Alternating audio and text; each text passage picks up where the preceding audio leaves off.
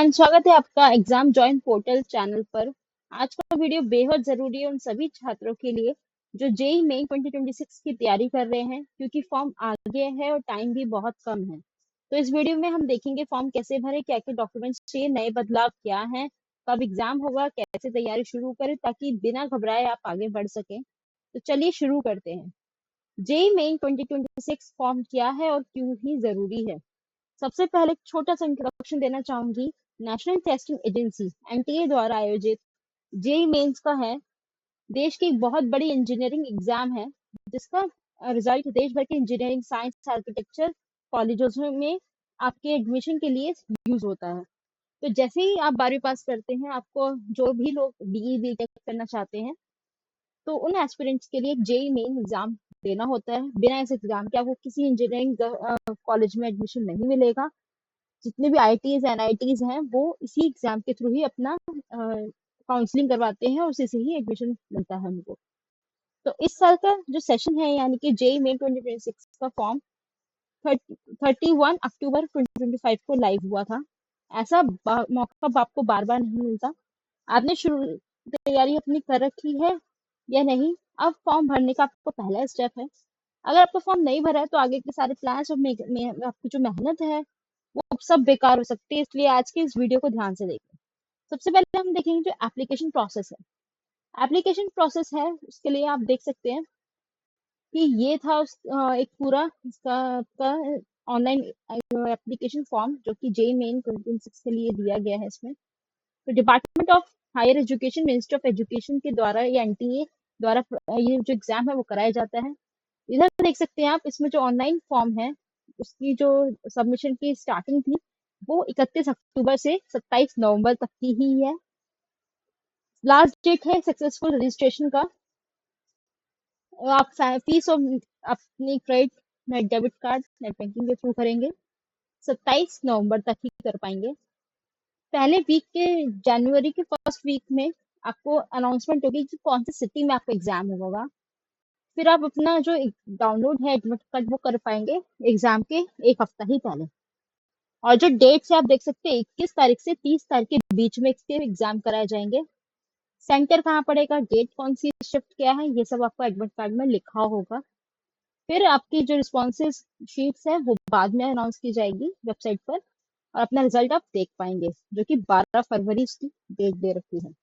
तो 13 लैंग्वेजेस में एग्जाम होगा, English, Hindi, Assamese, Bengali, Gujarati, Kannada, Malayalam, Marathi, Odia, Punjabi, Tamil, Telugu and Urdu.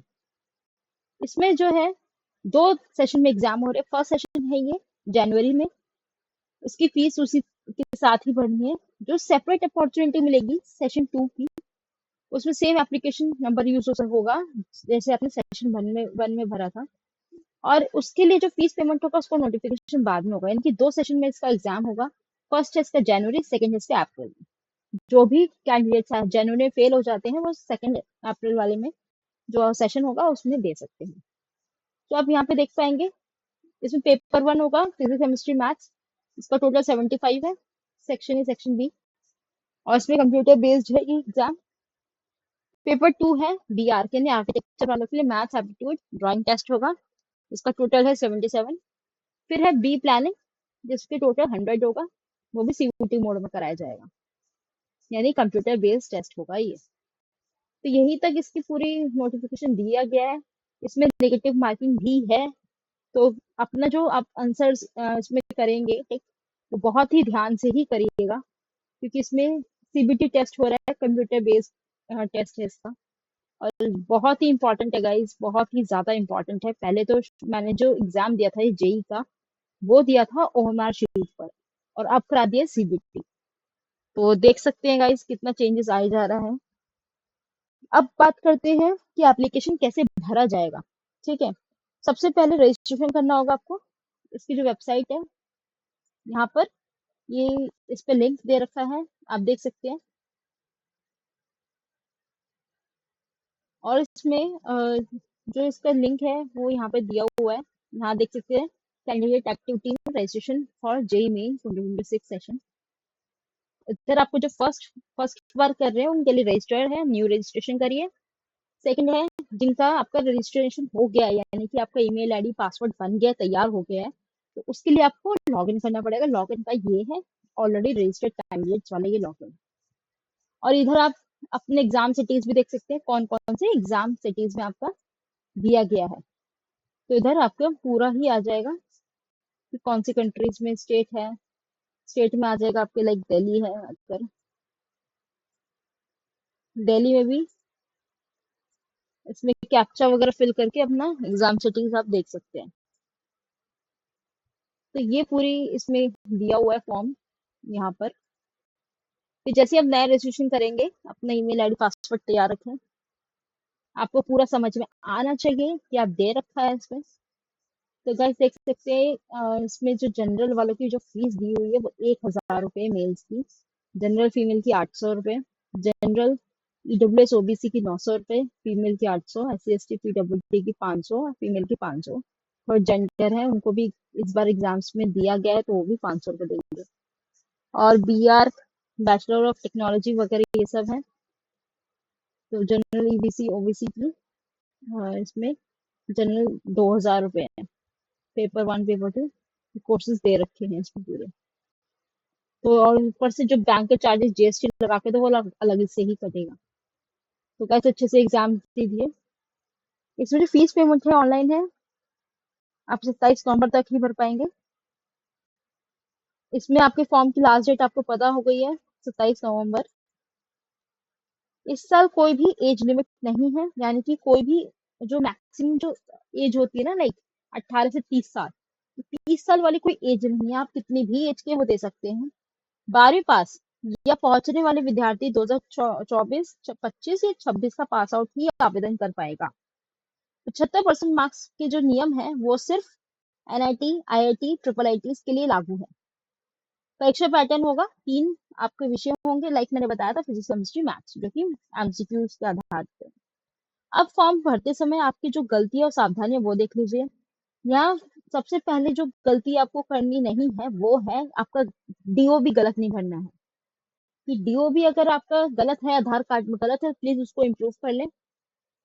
Photo signature upload करते वक्त ध्यान रखना है कितनी आपकी फाइल साइज होना चाहिए, क्या उसका पिक्सल्स है, उसका जो हाइट एंड विड्थ है।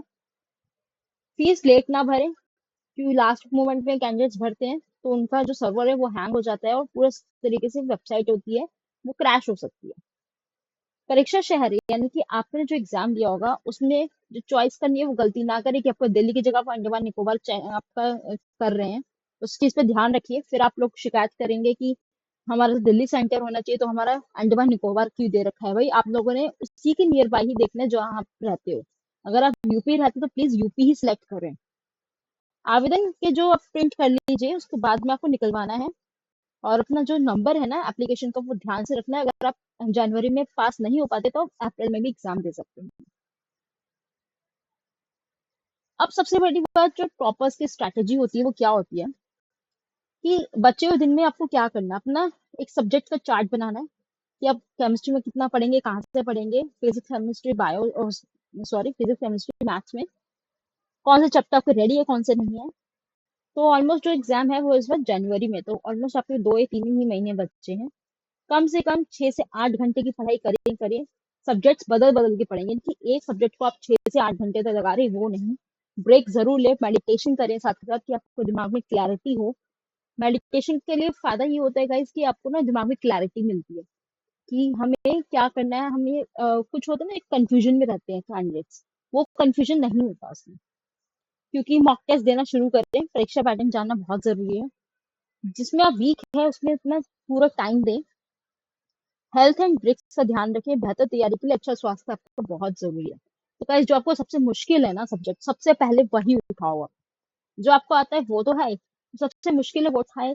एक बार आपने उसको अच्छे से प्रिपेयर कर लिया, फिर आपको बस थोड़ा सा जो मुश्किल और लगता है वो उठाया, उसको अच्छे से कर लिया, फिर लास्ट में जो आपको आता है ना उसकी तैयारी कर लो। तो एक तरीके से क्या हो, जिसमें आप सबसे डर रहे हो ना उसकी तैयारी सबसे पहले कर रखी है आपने। तो उसमें इतना आपको हाइपर या फिर इतना आपको हाइपर होने की जरूरत नहीं पड़ेगी, एंजाइटी इश्यू नहीं होगा। ठीक है गाइस।